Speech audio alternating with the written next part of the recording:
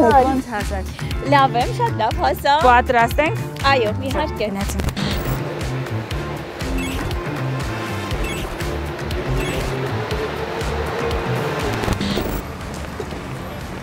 Նստում ենք։ Եթե մի օր լինեք հակառակ սեռի ներկայացուցիչ, ինչ կանեք։ Դեմքից են կոմտանենք մի քիչ կամերան ներքև։ Ինչ կանեմ, եթե հակառակ սեռի ներկայացուցիչ լինեմ, կփորձեմ փոխել այս աշխարհը իմ տեսանկյունից ելնելով։ Ամենատարօրինակ վայրը, որտեղ համբուրվել եք։ Վերելակ։ Երգում եք արդյոք լոգարանում։ Միանշանակ։ Ինչ եք երգում։ Ում ռեպերտուարից եք երգում։ Չէ, իմ ռեպերտուարից չեմ երգում, Մելնե ջան, երգում եմ իմ սիրված միջազգային հիթերը, օրինակ Սելին Դիոնի Տիտանիկը։ Մի փոքր երգում ենք, թե չենք երգում հիմա։ Once more you open the door։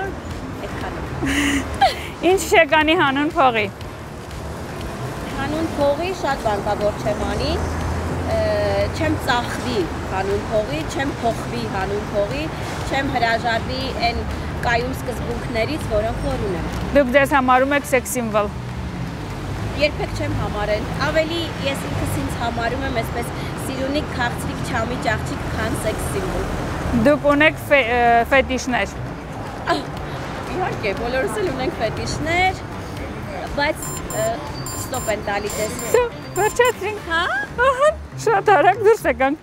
Դուրս եկան, լավ, բայց ես հարցերին չպատասխանեցի։ Ոչինչ, հիմա հետո կպատասխանենք։ Լավ։ Անդրադառնամ վերջին հարցին, ինչ ֆետիշներ ունեմ, կարծեմ բոլորս էլ ֆետիշներ ունենք, օրինակ ես շատ եմ սիրում վառելիքի, ավտոմեքենաների, բենզինի հոտը, փոքրուց սիրել եմ եւ երբ որ ինչ-որ մի տարածության մեջ զգում, ինձ գնում եմ այդ հոտի հետևից, մի խոսքով եւ մետրոյի հոտ եմ սիրում։ Չգիտեմ դա ինչի հետ է կապված, բայց այդպես է։ Ձեզ հետ ավելի երկար կցանկանայի շփվել, հավանեցի շատ հարցերը, որովհետև չկրկնվող էին, նոր էին, հետաքրքիր էին ինձ համար։ Նույնիսկ տեսեք մտածելով էի պատասխանում, որտեղ այդ հարցի պատասխանները չունեի։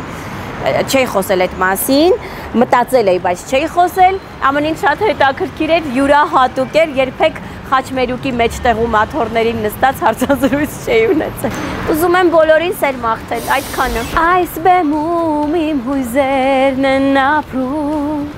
այս բեմում ողջ իմ սերն է իշխում,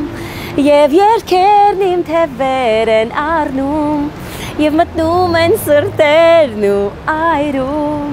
Այսքանը։ Շնորհակալ եմ շատ։